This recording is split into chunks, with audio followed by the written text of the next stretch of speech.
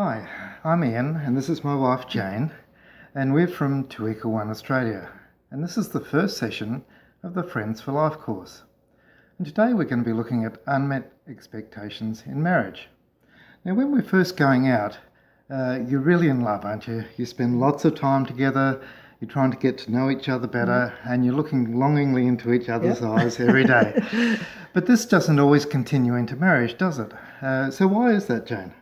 Well, once we're married, we have to get back into normal life, and we change our focus from one another to just going to work, doing the cooking, the cleaning, the housework, just doing our everyday life, spending time with friends. So our focus changes just from trying to spend time with one another and get to know one another to actually just our normal day living.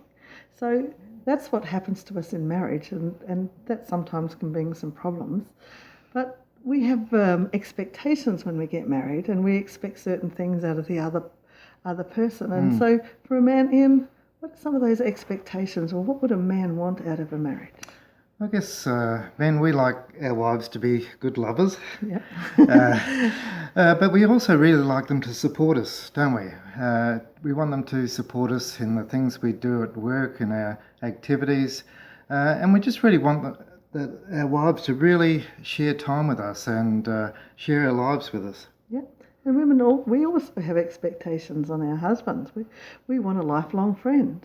We want a man to reassure us and protect us and make us feel like we're loved. And we want someone to share our heart with, someone who will listen to us, understand us, and just walk with us. But we find in marriage sometimes these things aren't met, are they? And so then disappointment tends to creep in. And so, Ian, what are some of those disappointments that creep in? Yeah.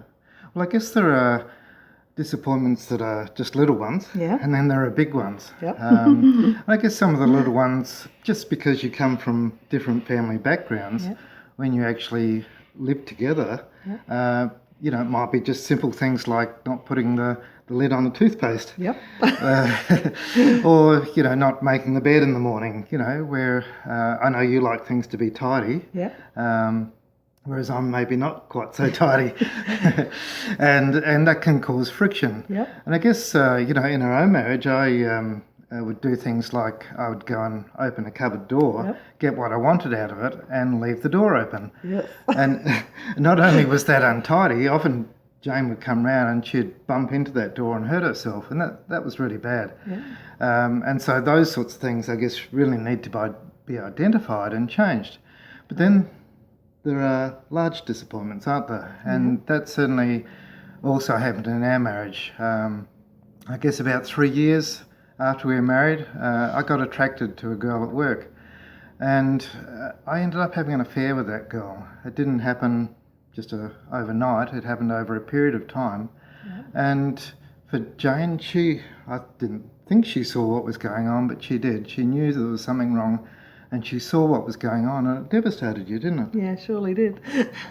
I was so cut to the heart and just made to feel just like I was worthless. And I really felt that there was a problem with me, that I just could never meet the expectations of Ian, and therefore he had to find someone new. So it totally devastated me to the point that really I felt like committing suicide. I didn't, but I felt like it. And it really, really brought a big problem between us, didn't it? Yeah, that's right. And so there are little disappointments, there are big ones. And you think, with a big one like adultery, how could you ever come back from that? How could you ever get a marriage restored? But there is a way. We've been married for 37 years now, and our marriage is a really good marriage, and we never even think about this anymore. It's something from the past, but it's not something we live day to day, is it? No, that's right. It feels like a different person happened to someone else. So God can restore. That's right. But for now, we'd just like you to write down maybe some of those little disappointments. You can do them on your own. You don't have to do them together. Just write down those things, and we'll have a look at what to do with those in the next session.